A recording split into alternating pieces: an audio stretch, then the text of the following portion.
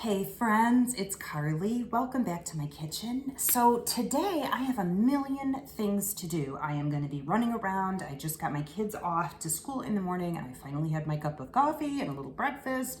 And now it's time to start thinking about dinner. But I don't have a lot of time this evening to be prepping and cooking dinner. So I am going to do a recipe for butter chicken in my multi-cooker on the slow cook setting. You can do this recipe in any type of slow cooker. So if you have, a different brand, obviously you can do this in the slow cooker.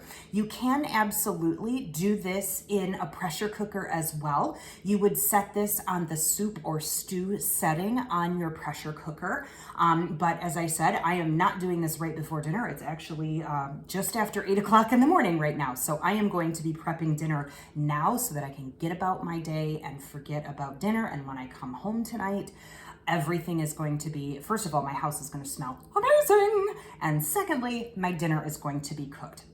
So a butter chicken essentially is a type of curry. So you're going to see lots and lots of seasonings and spices that are going into this, which is why it's so, Mediterranean food is some of my favorite food. It's fresh. It's incredibly flavorful. It's customizable as far as, your heat preference. You can make it super spicy. You can keep it on the mild side. It really depends on what you like. So the first thing I'm going to do is just show you what you're going to need to gather for your recipe for butter chicken in the slow cooker. This little thing right here is full of sugar. Isn't it cute? So you're going to need some sugar. The spices you are going to need is cayenne red pepper. You're going to need some smoked paprika. You're going to need some ground turmeric. You're going to need ground cumin. And you're going to need ground coriander. I don't happen to have coriander on hand today, so I am actually just going to be substituting with curry powder. Curry powder, the first ingredient is actually coriander, so that's nice, but it does have kind of a smattering of these other ones as well. You could probably substitute most of these, with the exception of cayenne pepper, with just the curry powder. The cayenne pepper is going to give it the heat. So those are the spices we're working with today. You're going to need some ginger. This is kind of almost a whole root here. You're only going to be using about 1 inch of it, so you don't have to go to the store and buy them out of ginger or something. It's just a small amount, and the ginger gives it that, oh my goodness, this amazing spice. It's a little bit on the, I don't know, warm side. It gives it a warmth, but also a little bit of sweetness. I love cooking with ginger.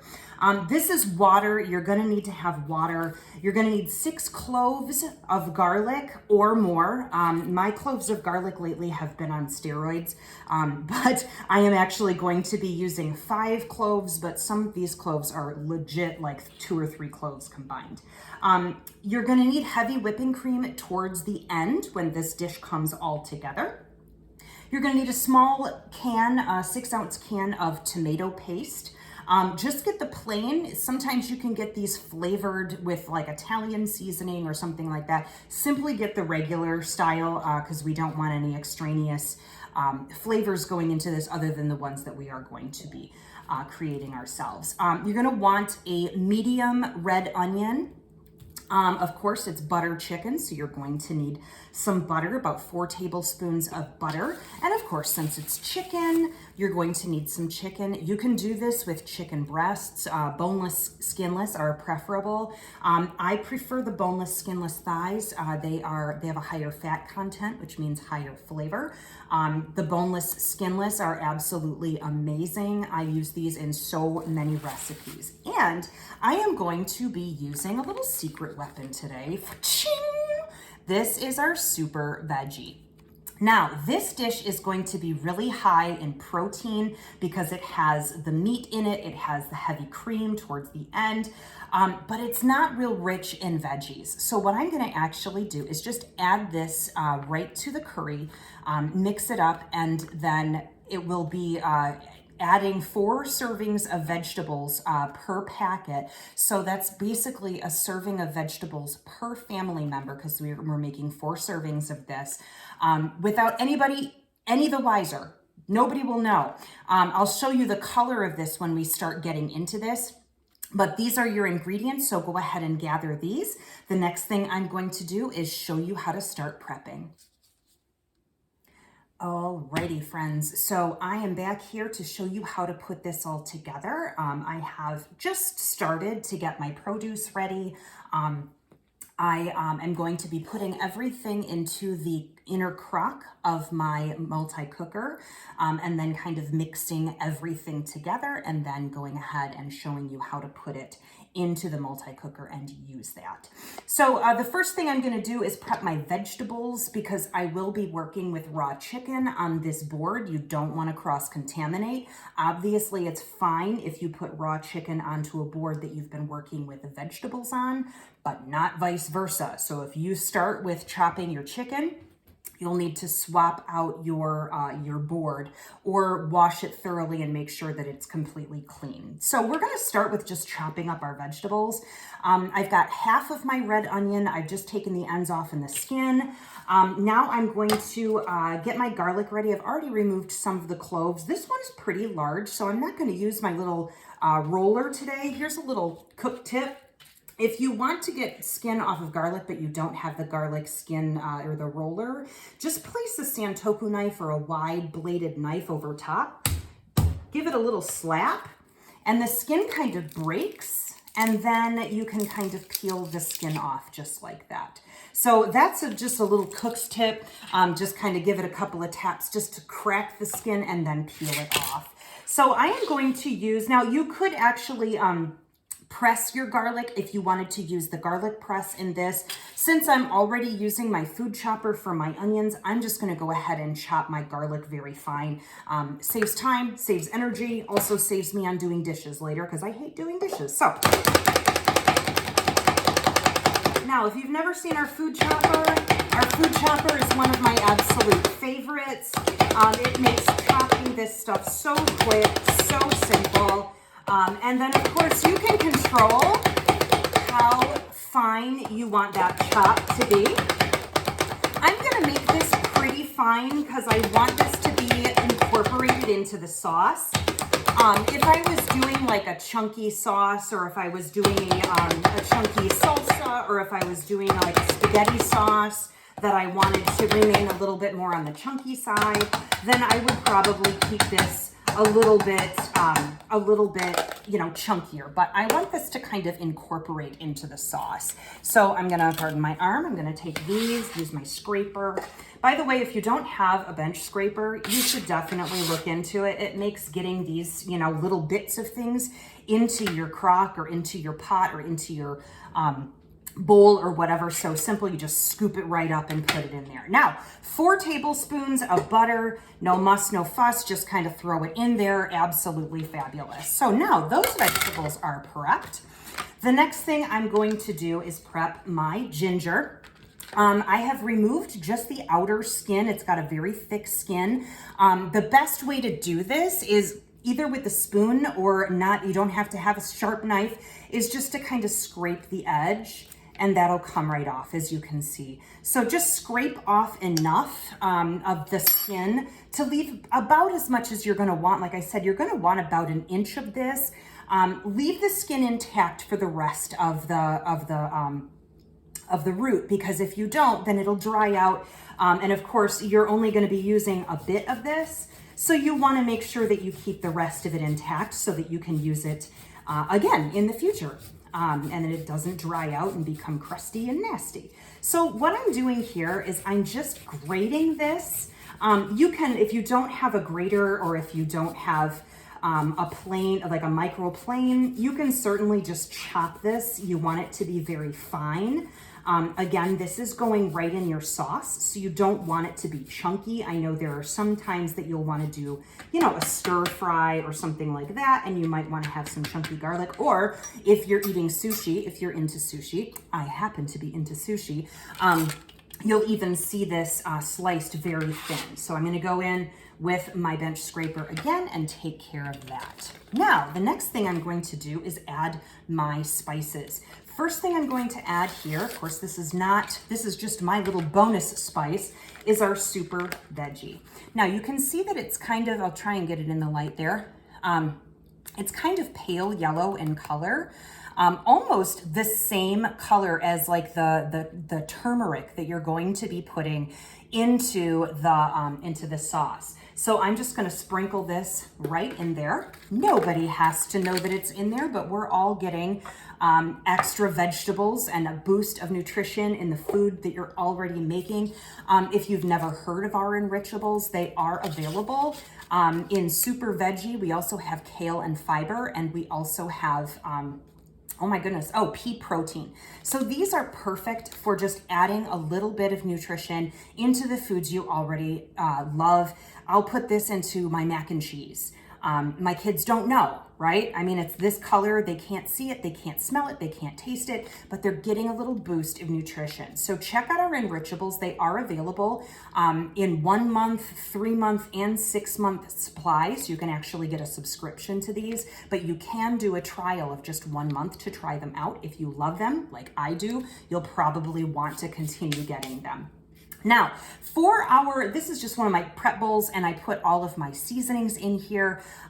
There is 1 tablespoon of curry, 2 teaspoons of the smoked paprika, and then 1 teaspoon of cumin, 1 teaspoon of turmeric, 1 teaspoon of sugar, 1 teaspoon of salt, and a ½ teaspoon of cayenne. You can increase the amount of cayenne pepper if you would like to.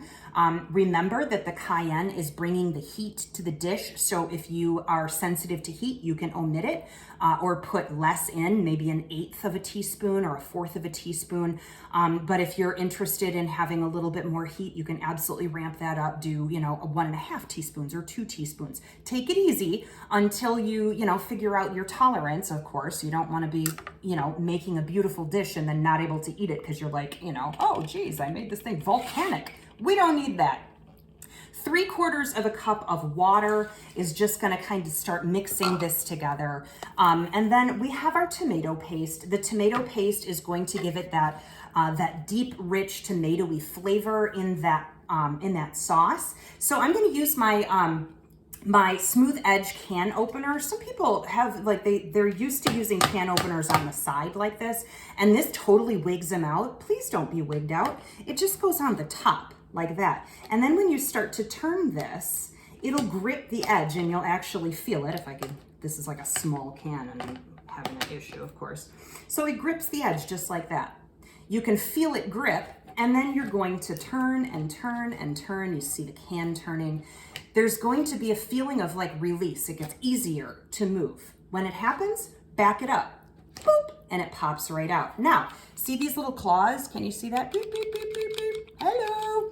These grab right onto this and pull it off, so you don't have to worry about getting your beautiful little hands in there.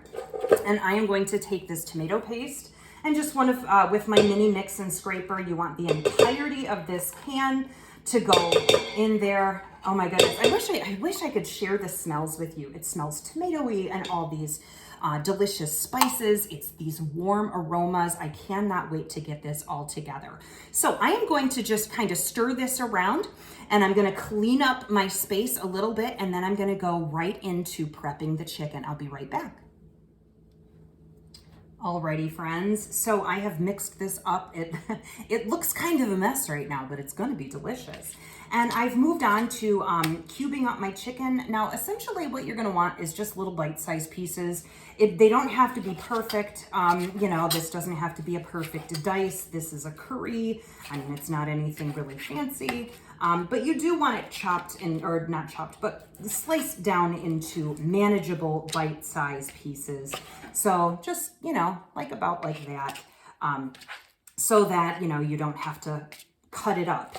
Essentially a curry can be eaten, with a fork or a spoon, and you don't want to have a knife in there and going after it like that. So it should be nice and chopped into bite-sized pieces. So this I'm just going to mix up here.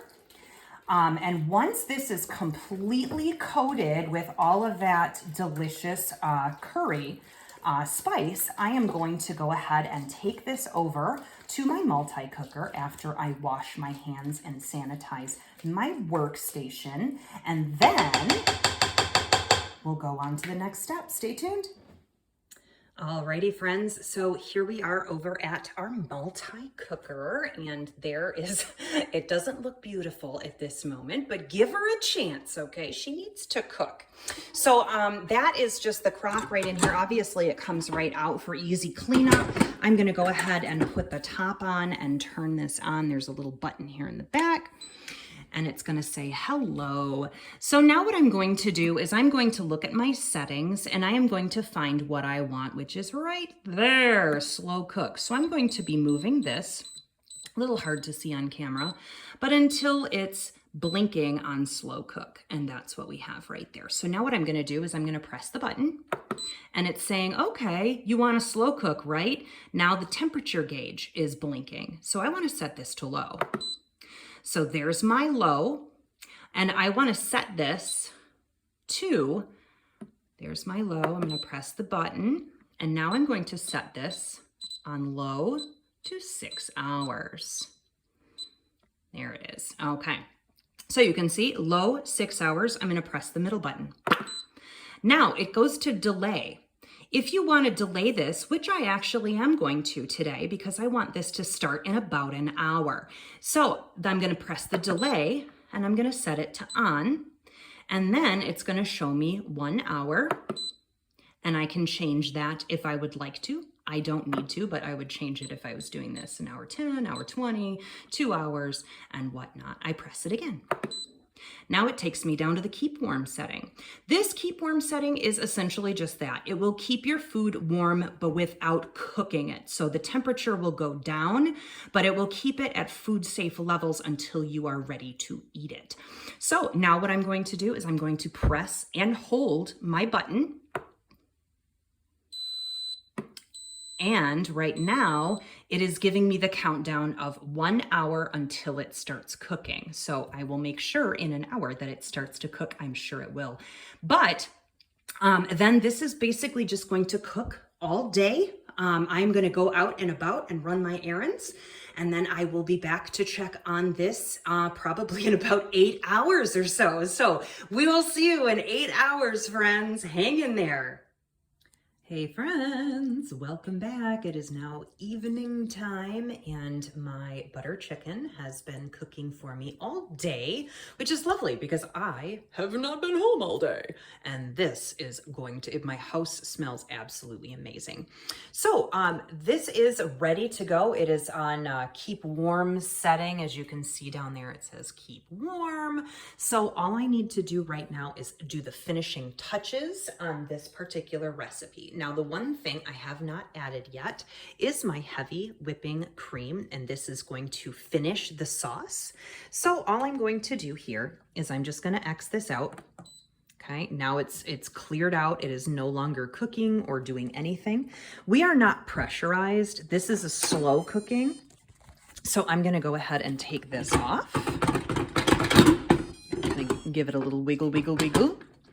And then there is my beautiful butter chicken. By the way, can we talk about how the lid has like a little thing that you can set it on so you're not trying to figure out like where to set it on your counter?